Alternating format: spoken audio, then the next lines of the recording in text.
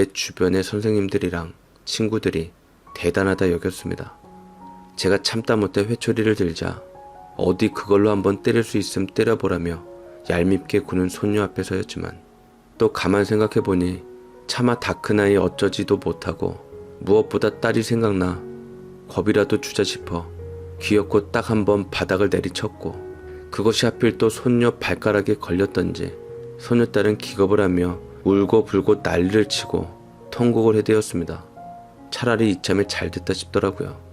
저는 회초리를 내려놓지 않고 바닥을 두어 번 더 턱턱 내리치며 말했습니다. 그것 갖고 아프냐? 나도 아프다. 하랩이랑 네 애미는 너 아픈 것 이상으로 마음이 찢어진다. 그리고 학교를 그만둔 그 친구는 더 아팠겠지. 너 세상 그렇게 사는 거 아니다. 이제 내일 모레 20살이고 민증 나옴 철들을 나이 지났어. 아무리 네가 잘났고 대단하다 생각이 들어도 너보다 약한 사람 힘들게 하고 부모 속 썩이는 건 아니야. 네가 뿌린 씨앗 다 너에게로 돌아오는 법인데 대체 어쩌려고 그러냐. 너 보면 아픈 손가락으로 여긴 네 엄마 오면 무슨 낯으로 보고 아무리 널 아끼는 엄마지만 이 소식을 듣고 대체 언제까지 감싸주겠어. 제발 가족들을 봐서라도 학생답게 잘 자라줘라. 저는 근엄하고 냉정하게 손녀딸을 훈육하려고 했지만 그동안 참고 인내하던 한이 서러움으로 바뀌어 터지면서 저도 모르게 손녀딸에게 사정을 하고 눈물로 호소를 하면 손녀딸도 제 마음을 알아주지 않을까 신랄 같은 희망을 바라고 있었습니다. 진심은 통하는 법이라고 배웠고 자기를 걱정하는 많은 어른들의 바람을 제발 아이가 깨닫고 최소한 반성의 뜻은 비추기를 바랄 뿐이었죠. 그러나 손녀딸은 제 기대를 무참히 밟아버리며 저를 핏발 가득한 눈초리로 노려보더니만 이내 핸드폰을 꺼내 어딘가로 전화를 걸었습니다. 거기 경찰서죠? 당장 우리 집에 와주세요. 우리 할아버지가 지금 나한테... 얼마나 기가 막히던지 손녀딸은 그 길로 바로 경찰을 불러대었고 예전에 선생님이 한마디 했다고 경찰을 불러댔다는 소리를 듣고 저도 똑같은 상황에 처해진 상황에 그저 기가 막혔더랬죠. 이미 안면 튼 경찰관이고 해지기 전에도 봤으니 상황 설명에서 도리어 손녀를 혼쭐을 내줘야겠다 싶었지만 참 우리나라 법이 어떻게 된 건지 경찰이 들이닥치자마자 저를 그 자리에서 연행을 하더라고요. 아니 이런 게 대체 어딨어요. 우리나라 법이 왜 그렇답니까? 경찰 댁들도 다 아시잖아. 손녀딸 무슨 짓을 하고 다니는지. 당신들도 나한테 손녀 교육 똑바로 시키라고 해놓고서 내가 지금 손녀딸한테 훈육을 했다고 나를 지금 경찰서에 연행해 가는 거요? 그러게 일이 이 지경까지 손녀딸 하나 다스리시지 못하고 뭐 하셨습니까? 요새 세상이 예전 같지 않아요. 학생이 부당하다고 생각하면 선생님도 부모도 고소할 수 있는 세상입니다. 일단 가서 얘기를 하세요. 거기 학생도 할아버지랑 같이 가서 피해자 진술해. 세상에 피해자라니. 저는 울컥해지며 눈물이 났고 세상 이렇게 억울한 일이 없었습니다. 일하는 딸 대신 손녀딸 맡아주다가 그야말로 제 인생에서 마른 하늘에 날벼락을 맞은 거나 다름없었더랬죠. 내가 무슨 부귀영화를 누리겠다고 나이 들어서 손녀딸한테까지 이런 꼴을 당해야 하는 건지 저는 훌쩍이며 손녀딸과 함께 경찰서로 가게 되었고 저는 경찰서 가서 경찰이 묻는 말에 입을 굳게 다물며 묵비권을 행사하고 더 이상 손녀에게 애정이 모두 메말라 그저 딸을 불러달라고 했습니다. 나 이제 얘 하랩이 안 할 거요. 얘네 엄마 불러줘요. 내 딸 불러서 나도 이제 못해 먹겠다고 네 딸 키우라고 해야겠습니다. 지 엄마가 어찌나 고집이 센지 내가 무슨 말을 해도 안 먹히고 손녀딸 이리 키우게 만들었으니까 난 내 엄마한테 책임전가 할 겁니다. 제가 꺼이꺼이 서러움에 눈시울을 붉히면서도 그렇게 제가 확 지르고 보니 갑자기 손녀딸이 정색을 하고서 제게 목에 핏대를 세우더이다. 왜 할아버지가 엄마한테 나에 대한 문제를 책임전가하는 건데? 엄마한테는 말하지 마. 엄마는 날 할아버지한테 맡긴 거밖에 없는데 여기서 왜 엄마 문제가 나와? 늘상 비아냥대기만 하던 손녀딸이 지 엄마 얘기가 나오니 심장이 콕 박힌 것 같았던지 얼굴이 시뻘개지며 제 앞에 와 대드는 것을 경찰들이 말렸습니다. 어디까지 갈 수 있나 싶어 저는 더 딸 얘기를 하며 손녀딸에게 그동안 못다한 것을 다 질러버렸죠. 네 애미가 나더러 너 항상 잘 보살피고 다치지 않게 보호만 하래서 네가 지금 이꼴로 자란 게 아니냐? 네 애미 중국에서 너 하나 잘 공부시켜 보겠다고 열심히 일해서 널 위해 돈 붙이고 너랑 영상통화로 버티고 있는데 너 한국에서 엄마한테 학교 생활 잘하고 그런 아이로 포장했잖냐? 네 엄마도 진실은 알아야지. 너 애비 없어 가엾다고 나더러 너 감싸주기만 부탁해서 널 일으키운 네 애미 잘못 아니냔 말이다. 우리 엄마가 무슨 죄가 있어? 우리 엄마는 날 사랑한 죄밖에 없는 사람이야. 할아버지 정말 우리 엄마한테 입 뻥끗하기만 해봐. 나 정말 할아버지 가만 안 둘 거야. 우리 엄마 눈에 피눈물 나게 하면 절대로 가만 안 있을 거라고. 아주 지혜미는 끔찍하게도 생각하네. 날 가만히 둬서 날 이런 꼴로 허탈하게 만드냐? 훈육하겠다는 할애비를 경찰서까지 오게 해서 아주 밑바닥까지 비참하게 만들고 난 이제 네 모녀 인생에 끼어들고 싶지 않다. 다신 너 보고 싶지 않으니 이걸로 너랑 연 끊고 난 내가 너 때문에 여태 당한 수모 그 아픔 내 딸에게 다 털어놓으련다. 그럼 내 딸도 너에 대해 느끼는 게 많겠지. 네 애미이기 전에 그 애는 내 딸이니까. 제 딸은 그래도 저에게 효녀딸이었고 지 딸 사랑하는 것 못지않게 아버지를 많이 챙기는 심성고운 딸이었습니다. 그 부분에 관해서는 어렸을 때 손녀딸도 지켜봐왔기에 뭔가 아차 싶었던지 갑자기 몸을 떨고 눈물을 그렁그렁하니 며칠 후 제 앞에 무릎을 꿇으며 그제서야 잘못했다고 빌었습니다. 나를 경찰서까지 데려가게 한 건 지 엄마에게는 있을 수 없는 일이란 걸 눈치챘고 그 누구보다 엄마가 가슴 아파하리란 것을 이 미육하고 모자르고 철없는 것은 이제야 눈치를 챈 것입니다. 소녀딸은 당장 경찰한테 소리 지르며 우리 할아버지 당장 풀어주라고 내가 실수한 거라고 얘기를 했고 경찰은 이때가 기회다 싶었던지 허위로 공권력을 침해했다고 소녀딸에게 되려 죄의 짐을 돌려주려 하니 그 애는 거의 무너지기 일보 직전이었죠. 어쨌거나 경찰들과 얘기가 잘 되어서 저는 나오게 되었고 소녀딸은 뒤늦게나마 계속 잘못했다고 말했습니다. 할아버지, 엄마한테 정말 말할 거야? 아니 정말 말할 거예요? 우리 엄마 나 하나 믿고 그 먼 중국 땅에서 일하고 있는데 나 엄마한테 실망시켜주고 싶지 않아. 할아버지도 엄마 상처받는 거 원치 않잖아요.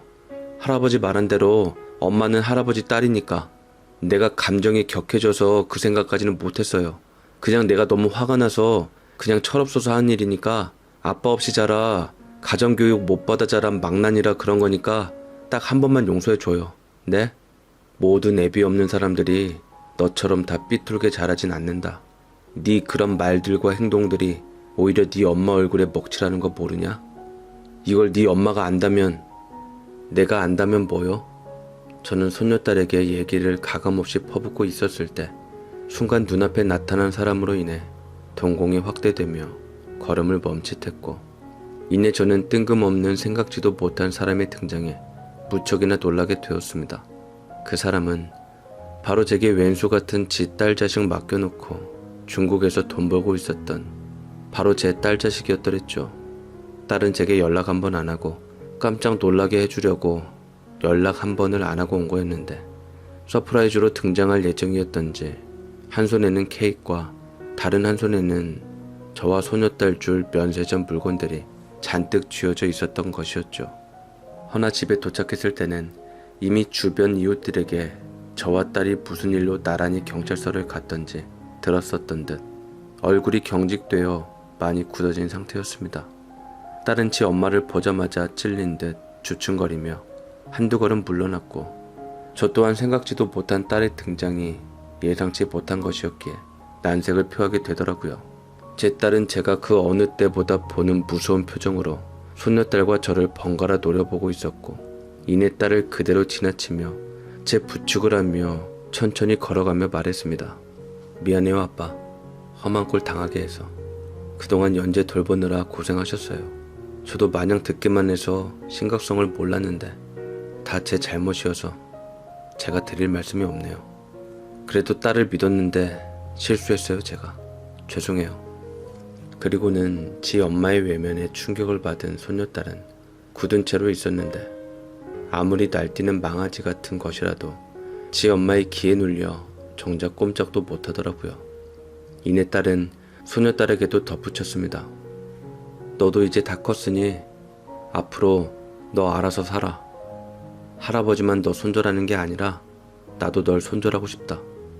난 그래도 널 믿고 할아버지한테 부탁드렸던 건데 네가 어떻게 감히 내 아버지를 속을 썩여도 유분수지 이런 되도 않는 짓까지 벌여 경찰서에 데려갈 수가 있니? 연재야, 해도 되는 짓이 있고 아닌 짓이 있어. 너는 이미 선을 넘었고 나도 더 이상 너에 대한 희망이 없다 싶다. 여태 그랬듯 지금처럼 네 맘대로 앞으로도 잘 살길 바랄게. 그러자 소녀딸은 절망적인 얼굴로 어쩔 줄 몰라 했고 단호한 딸의 태도에 두려운 듯 긴장한 것 같았지만 이내 재벌을 개못 준다고 다시 지 엄마의 앞길을 막아선 채 맞섰습니다. 왜 나라고 해? 엄마라고 안 하고? 이제까지도 나 몰라라 살았으면서 앞으로는 완전히 나랑 인연을 끊겠다는 거야? 내가 얼마나 엄마를 기다린 줄 알아? 차라리 잘 됐어. 엄마 왔으니까 나도 이제 엄마랑 살고 싶으니까 나 죽이 되든 밥이 되든 무조건 엄마랑 같이 가서 살 거야. 엄마 말대로 다 컸으니까 보살핌도 필요 없고 그냥 엄마 일하면 나 그 곁에서 그냥 살면 되니까. 난 너 중국 안 데려갈 거야. 나 이제 곧 좋은 사람이랑 재혼하는데 왜 내가 너를 봐줘야 하니? 내 맘대로 널 낳은 것이 미안해서 여태 오냐오냐 해서 봐줬는데 이제는 그렇게 안 할 거야. 나도 내 인생 찾고 할아버지도 할아버지 인생 찾게끔 편하게 해드릴 테니 너도 이제 성인 될 때까지만 있고 크면 너 알아서 독립해서 살아. 난 너 무서워서 옆에 못 들 것 같다. 지 키워준 할아버지도 뒤통수를 쳤는데 정없는 엄마는 더 그러겠지. 호랑이 새끼인 걸 알았으니 너한테 미련 안 두고 다 관둘련다. 딸은 참으로 매정하게도 소녀딸에게 상처될 말들만 골라 내뱉었고 그리도 애지중지하던 소녀딸에게 이러는 모습은 저도 처음이라 당황스러웠지만 딸은 진심인 것 같았습니다. 그제서야 소녀딸은 울고불고하며 저와 지 엄마 앞에서 무릎을 꿇으며 두 손을 바싹 비비고는 잘못했다고 사죄하였습니다. 엄마, 재혼하지 마. 나 두고 가지 마. 내가 잘못했어. 할아버지한테 내가 잘하지 못한 것도 미안하고 할아버지 속썩이고 돌이킬 수 없는 잘못을 한 것도 잘못했어. 내가 멋대로 산 것도 엄마 맘 아프게 한 것도 다 잘못했으니 제발 엄마 나 버린다는 말만 하지 마. 내가 더 잘할게. 제발 엄마. 소녀딸은 펑펑 눈물을 쏟으며 잘못했다고 빌었고 그게 설사 영특한 소녀딸이 진심이 아닌 순간적으로 위기 모면을 하려는 수를 쓰는 악어의 눈물이라고 할지언정 그 당당하고 눈에 뵐 것 없는 소녀딸을 그리 무릎까지 꿇게 한 것은 딸의 힘이더라고요. 딸은 그런 소녀딸을 무시하고 지나치며 제 팔을 붙들고 집으로 돌아갔고 그새 비번을 바꿔놓은 딸은 소녀딸에게 문전박대를 했고 막상 돌아와서는 다시 엄마의 얼굴로 돌아와 제발 용서해달라고 비는 친딸을 보고는 뒤로 무너져 내리며 쉴 새 없이 눈물을 흘러더랬죠. 진작 어렸을 때 잡아놓을 것이지 뒤늦게 한 딸의 결정에 모두가 다 안타까워진 상황이었습니다. 그런 꼴을 보고 저는 사실 딸이 재혼한다는 말도 소녀딸 버릇 고쳐주려고 한 거라 생각했지만 얘기를 들어보니 재혼은 사실이었고 갑작스럽게 온 것도 제게 재혼 소식을 전하러 온 것이었습니다. 누구보다 딸이 혼자 사는 것을 마음 아파하고 재혼하길 원했던 저였으니까요. 하지만 그 마음이 소녀딸에게는 재앙이었던지 그것 때문에 저를 더 괴롭히고 싫어했던 소녀딸이었던 것 같고 지금은 거의 흐트러질 대로 흐트러져 버려 소녀딸과 저는 예전 사이로 돌아가기 쉽지 않을 듯 했더랬죠. 딸은 모든 상황에 마음 아파하며 스스로를 탓하고 제게 사죄했습니다. 아빠 죄송해요. 미안해요. 내가 다 잘못했어요.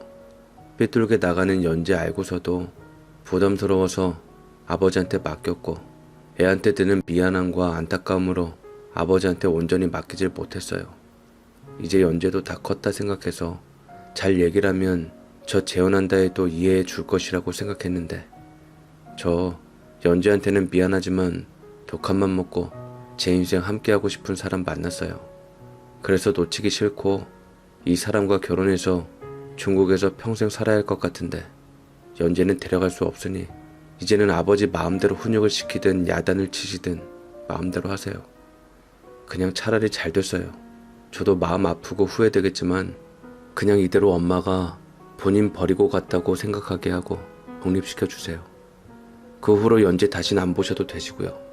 연재가 은혜도 모르고 이렇게까지 했는데 아빠에게 이 이상 부담 드리는 건 안 될 것 같네요.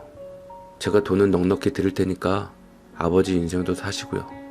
밖에서 엄마 찾으며 울부짖는 소녀딸의 울음을 들으며 딸은 상당히 예상할 수 없는 결정을 내리게 되었고, 제가 물론 제 딸 재혼을 누구보다 바랬던 사람이지만 소녀딸에게 이렇게까지 상처를 주면서 보내는 건 이해가 가지를 않았습니다.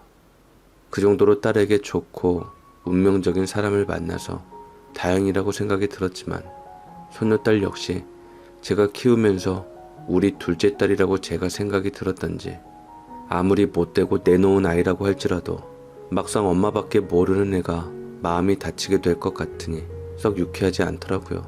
저는 딸에게 다시 잘 말해서 그래도 연재가 누구보다 너를 의지하고 믿고 기다리고 있으니 연재의 전부는 너이니 그래도 연재 그동안 아끼고 안타까웠던 마음 새기며 마지막까지 못할 짓은 하지 말아라. 잘 알아듣게끔 설명하고 떠나라 했지만 딸은 그 말을 연재에게 하는 것이 스스로에게 상처라고 생각하고 차마 연재의 얼굴을 보면 자기 인생을 잃고 여자로서의 행복을 놓칠 수도 있을 것 같다며 그간 중국에서 무슨 일이 있었던지 차마 딸로서 절대로 안 할 것 같은 결정을 하고는 조만간 결혼식에 참석하러 중국에 와달라고 그렇게 호련히 말을 남기고서는 눈물바람으로 다시 떠나버렸더랬습니다. 뒤늦게 친구네 집에 있었던 소녀가 다시 엄마를 만나러 왔을 때는 이미 딸은 떠나버린 뒤였고 소녀딸 연재는 제 앞에서 펑펑 울며 제게 잘못했다고 빌고 또 빌었네요. 할아버지 잘못했다고 엄마만 제발 다시 불러와 달라고 다신 그런 못된 짓 안 할 테니까 우리 엄마만 다시 보게 해달라고 했지만 뭐 딸은 이미 떠난 뒤였고 저는 연재에게 통장을 전했지만 그 돈을 패대기를 치며 엄마에게 버림받았는데도 찾는 모습이 또 미운 정이 들었던지 마음이 아팠습니다. 제가 연재에게 통장을 쥐어주고 네 엄마가 너한테 남긴 것이니 알아서 잘 살라고 주었지만 뜻밖의 연재는 도리어 그 통장을 다시 제게 돌려주어 집으로 다시 들어왔네요. 너 어떤 일로 다시 집으로 돌아왔냐? 여기 네 엄마 없어. 네가 그토록 싫어하는 할애비밖에 없는데 그 돈 줬으니 너 알아서 살아도 될 텐데 그걸 또 왜 나한테 가져와서 그래? 집 얻는 거 걱정되면 할애비가 도와줘. 네가 아무리 그래도 그 정도 인정은 베풀 수 있으니 말만 해라. 됐거든요? 할아버지, 나 아직 고등학교 좀 더 다녀야 돼요. 강제 전학된 학교에서는 맘 잡고 사고 안 치고 잘 다니려고 해요. 밖에 혼자 나가서 살면 또 우리 집 친구들 아지트 되고 나쁜 길로 또 빠지게 돼서 그땐 진짜로 사람 구실 못하게 될지도 모르는데 나 이제 그렇게 안 살려고요. 할아버지가 도와주시면 안 돼요? 연재는 무슨 결심을 했는지 지 엄마처럼 획획 변하는 태도에 정신을 차릴 수가 없었고 얘가 뭘 잘못 먹었나 싶을 정도로 연재는 이를 악물고 정말로 이번에야말로 철드는 모습으로 잘 살아보려고 노력하는 것 같았습니다. 저는 많은 생각이 들었지만 그래도 손녀딸이 맘 잡고 공부도 해보고 짧은 막장 인생 정리하고 다시 살아보겠다는데 어느 할애비가 그거 신고 한번 당했다고 옹졸한 맘으로 꽁하게 있어 모른 척하고 있을까요? 기꺼이 도와주기로 하고 저는 연재방을 다시 싹 도배하고 깨끗하게 만들어 공부방을 만들어 주었고 학원도 보내주며 다시 인생의 방향을 바꿀 수 있게 도움을 주었습니다. 엇나가도 내가 하루아침에 얌전해지니 이웃 사람들도 수근거리며 서쪽에 해 떴나 안 떴나를 유심히 보고는 했지만 서투르지만 노력하는 모습에 다들 한마음으로 안심을 하니 좋은 의미만 받기로 했더랬습니다. 전학간 학교에서 담쌓던 공부도 다시 하고 노력을 하니 밑바닥에서 놀던 점수가 조금씩 올라가긴 하더라고요. 함께 지내면서 저와 쌓였던 악감정도 조금씩 풀기 시작했고 저는 그래도 오래 살아온 연륜과 부실한 기억력으로 연재가 제가 했던 짓을 잊고 손녀딸로서 응원해주고 있습니다. 연재는 고등학교 졸업 후 결국 대학을 가지는 않았지만 지 엄마를 다시 보기 위해 열심히 사는 모습 보여주고 싶다고 지금 메이크업을 배우겠다며 한참 공부 중인데 연재 돌보느라 딸 결혼식에도 못 갔기에 조만간 연락해서 손녀딸 바쁘지 않을 때 함께 딸이 있는 중국으로 가볼까 연락을 하려 합니다. 진작에 가려 했지만 손녀딸도 딸도 서로 보기를 힘들어하니 미룰 수밖에 없었던 거였고, 지금까지도 제가 손녀에게 딸 재혼에 대해 알아듣게 잘 설명하니 손녀딸도 피해의식에서 벗어나 엄마가 자기를 버리고 재혼을 택한 것이 아니라 여자로서의 행복과 모성애를 둘 다 놓치고 싶지 않아 한다는 것을 알게 해주어 받아들인 상태가 되어 이해하려고 노력하고 있는 것 같습니다. 만약 중국에 가면 모녀가 아주 오랫동안 대화 시간을 가져 그동안의 못다한 진심을 서로 전하면 좋겠네요. 저와 손녀딸이 오랫동안 대화를 하며 속에 있는 앙금을 푼 것 같지요. 그때는 손녀딸이 밉고 다신 안 보려고 했지만 아무래도 손주다 보니 피는 물보다 진하기도 하고, 그동안에 키워온 정 때문에 제가 둘째 딸이나 다름없이 키우게 되니 녀석도 엄미한테 집착했던 그 마음을 제게 잘 쏟으며 잘 지내고 있습니다. 우리 손녀딸이 엄마랑 화해하고 능력 있고 좋은 남자 만나 결혼 잘해서 더 이상 제 근심 걱정이 없게끔 해주면 좋겠네요. 평생 썩일 속 다 썩혔으니 이젠 더 이상 속 썩고 싶은 마음은 없으니까요.